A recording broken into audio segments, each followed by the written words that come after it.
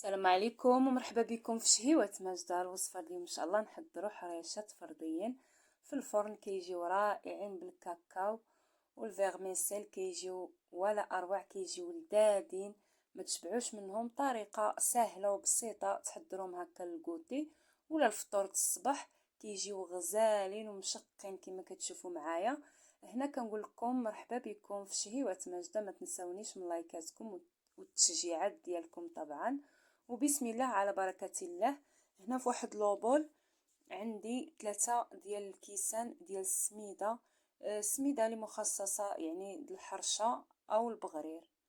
عندي 3 ديال الكيسان، وعندي نص كاس ديال السكر حبيبات، وعندي كيس ديال الخميره من فئه 8 غرام ديال بيكين باودر، وعندي واحد الرشيشه ديال الملحه، وعندي 2 معالق ديال الكاكاو المر، وعندي هنا كذلك واحد معلقه صغيره ديال القهوه سريعه الذوبان.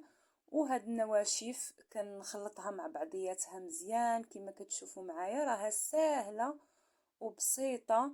يعني على ما تعمري يعني الغلاي باش ديري اتاي تكوني حتى هي كتوجدي فيها، راه كتوجد بسرعه. عندي بيضه بدرجه حراره المطبخ، وعندي نص كاس ديال الزيت كما كتشوفوا معايا على هذا الشكل هذا. وكنبقى نبسبس هاد الحريشه ديالي، والله الا كتجي رائعه وما تشبعوش منها على هذا الشكل، حتى كندخل ديك البيض والزيت مع هذوك المكونات، وكنبقى مستمره على هذا الشكل هذا. من بعد كنضيف هنا، غنضيف واحد الكاس ديال الحليب، يعني حتى هو بدرجه حراره المطبخ. من بعد ما كنبسبس هاد الحريشه ديالي بديك البيضه ونص كاس الزيت، عاد كنضيف هاد الكاس ديال الحليب درجه حراره المطبخ. هنا كاس الحليب يعني على حسب يعني السميده واش راكم عارفين السميده كتشرب. المهم انا درت هي كاس.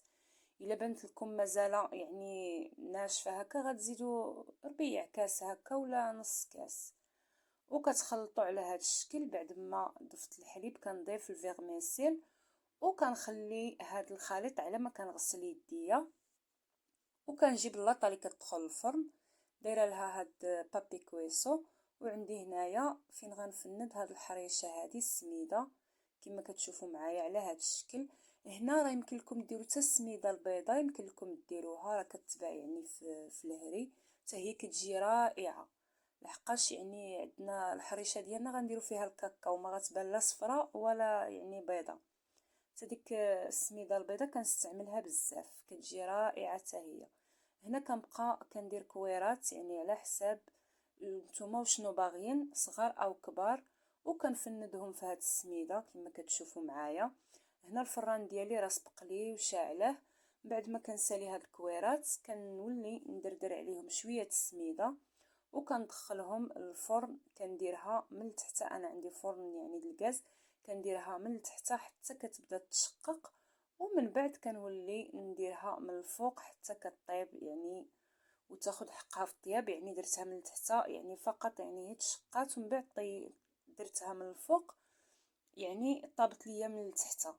نتوما لا عندكم يعني الفران كيشعل يعني من الفوق فقط غتشعلوا من الفوق ومن التحت وتخليوها طيب. كيجي هذا هو شكلها، راها كتجي معلكه والله كتجي رائعه بحال شكل البراونيز، كتجي ما تشبعوش منها، وشي حاجه اللي كتوجد بسرعه يعني بلا كثره الوقوف ولا المكونات. يعني كما شفتوا معايا غير بيضه وحده وبثلاثه الكيسان السميده حضرنا هذا الخير هذا، راه كتجي زوينه.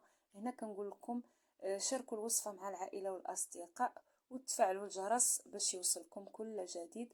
ونتلاقاو ان شاء الله مع وصفه جديده وفيديو جديد. وهنا كنقول لكم بسلامه عليكم.